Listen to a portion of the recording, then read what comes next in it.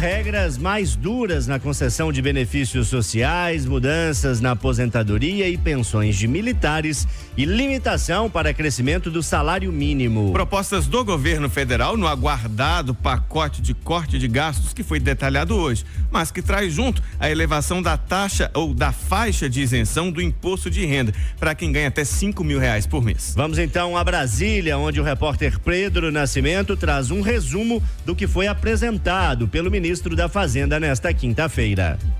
Foram semanas de espera, muita negociação, vai e vem de propostas e especulações até que o governo federal anunciasse nessa quinta-feira o aguardado pacote de corte de gastos. A apresentação foi conduzida pelo ministro da Fazenda, Fernando Haddad, figura central da equipe econômica do governo na discussão dos ajustes para que o governo federal cumpra com as regras estabelecidas pelo arcabouço fiscal, que prevê que os gastos nas contas públicas sejam equivalentes à arrecadação.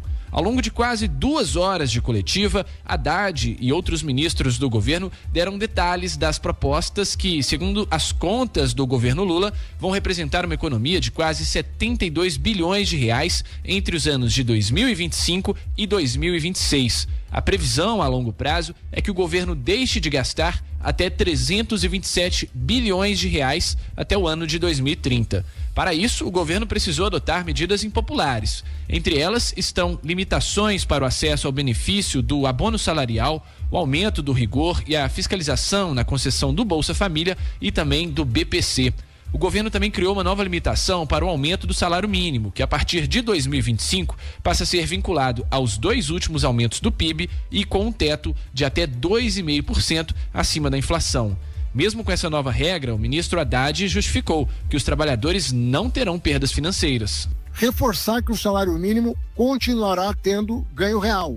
Ele continua tendo um ganho acima da inflação. Mas esse ganho vai estar condicionado àquele espaço do arcabouço fiscal entre 0,6% e 2,5%. Isso significa que o salário mínimo pode, inclusive, subir numa recessão, por exemplo, mas, ao mesmo tempo, se você tiver um aumento do PIB muito grande um ano, você vai limitar o crescimento do salário mínimo. Além dos cortes na área social, o governo também prevê mudanças em regras como os repasses da Lei Aldir Blanc, que passa a ser condicionado à execução dos recursos pelos entes no ano anterior, o corte de 2 bilhões para a realização de concursos públicos e um ajuste orçamentário de 18 bilhões de reais em subsídios e subvenções.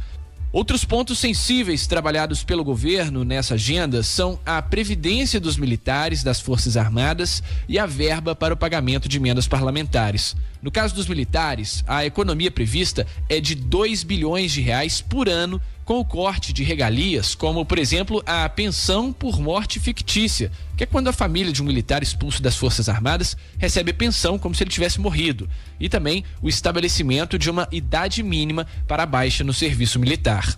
Com relação às emendas, o governo estabeleceu um teto de 2,5% acima da inflação para o ajuste anual dos pagamentos que são destinados aos parlamentares. Além disso, 50% das emendas das comissões passarão a ir obrigatoriamente para a saúde pública. Como contrapartida às medidas mais duras anunciadas, o governo surpreendeu e também anunciou nesta quinta-feira a isenção do pagamento de imposto de renda para os trabalhadores que ganham até R$5.000, uma promessa de campanha do presidente Lula.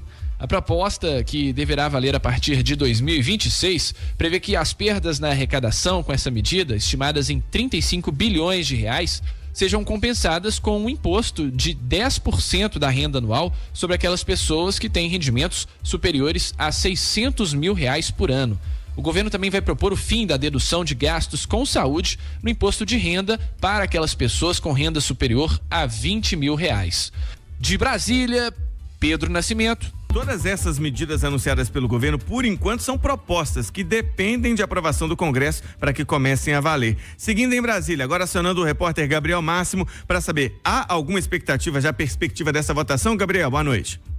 Tem sim, Alan. Boa noite pra você, pro Loli, claro, muito boa noite pra você que nos acompanha aqui no Jornal da Itatiaia à noite.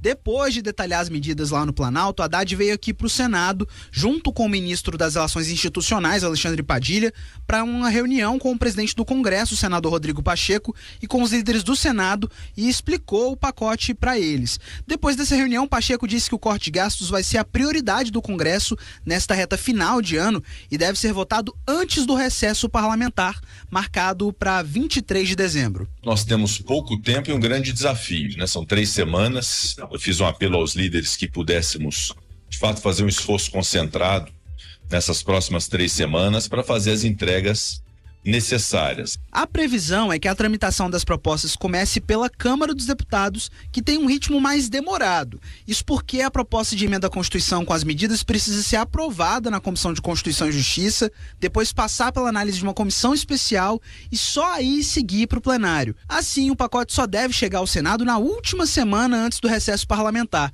Pacheco também ressaltou que o outro ponto anunciado pelo governo, o aumento da isenção do imposto de renda para quem ganha até R$5.000, só vai ser votado no ano que vem. Em relação à isenção de R$5.000, a quem recebe mais, pagar mais, etc., isso vai ser objeto de uma discussão longa ao longo de 2025 e não é para hoje. O que é para hoje é a regulamentação da reforma tributária do consumo e o pacote de disciplina de gastos públicos está sendo apresentado pelo Ministério da Fazenda. Inclusive, Alan, esse ponto foi alvo de críticas pela oposição, viu? O senador Marcos Rogério, do PL de Rondônia, disse que a medida é populista. O que o governo está apresentando nesse momento é uma proposta populista. Ele apresenta aqui um conjunto de medidas que vai contra o que ele defendeu há pouco tempo atrás, e aí ele apresenta a medida do imposto de renda como uma forma de vacina. Então, eu acho que o momento que o Brasil está passando é um momento que exige responsabilidade de todos. Agora, a expectativa é que os textos sejam protocolados na Câmara entre hoje e amanhã e aí oficialmente comece